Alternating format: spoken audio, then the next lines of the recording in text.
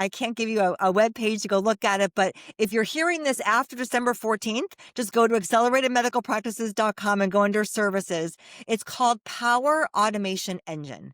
And basically what we've done is we've taken both marketing, sales, and business use on and created automations around all of these things. And when you sign up with us, we customize all of those automations and put it into a Keep CRM account for you that you are basically licensing the content from us. There are lead generation campaigns, sales campaigns, there's retention campaigns to keep existing patients, kind of communicated with. And then we have partners with marketing agencies that all work in the functional and hormone wellness space that you can go to drive traffic to those campaigns so that you can gain new patients. And I'm very Wow. excited about that one. Amazing. Because there's a lot of great marketing agencies out. There's a lot of crappy ones, but there's a lot of great marketing agencies. But it takes something to work in an industry that you're not used to. You have to really learn the industry. Well, we're taking that part out of the equation. We know the industry, so we've built all these campaigns over the years. We're now making those available and creating new ones, for those people that buy the program.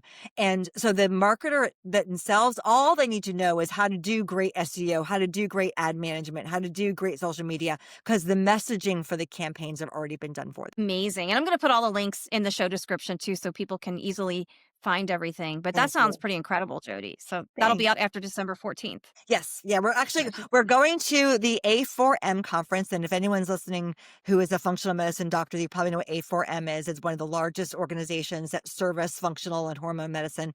And their big Vegas conference is coming up on December 12th. And we're going to be exhibiting there and we're going to be launching it there.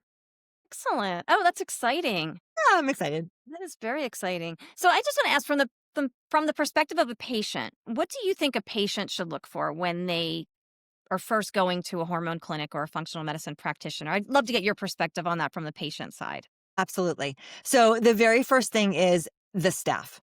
You want to make sure that the entire staff calls you by name, treats you well, answers your call, responds quickly. Your interaction with the provider is about 30% of your time in the clinic.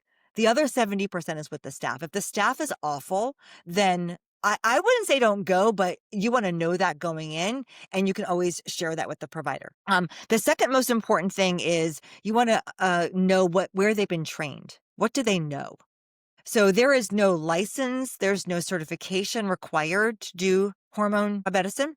You can just decide one day to do it. And that's not a good thing. I've heard some things from providers' mouths, and I'm just like, "Ugh, really? Starting someone on estrogen in perimenopause because her progesterone said it was making her anxious. That's just wrong. Like, there's just some things that are just not okay. So you just really want to know, did they get trained someplace? And then go look, is that place they got trained, does it look credible? Does it look like they taught enough? WorldLink Medical is the training program that at Accelerated Medical Practices always encourages the providers to go to. It's, in my opinion, the best training program in the United States for hormone medicine. But just make sure they've gotten some training. And then the third, I think most important thing is, did they listen? Mhm. Does the provider listen? I mean, it's not just them talking. Granted, there is a lot to share about hormones that a patient needs to understand in order for them to be active in and participate in their treatment.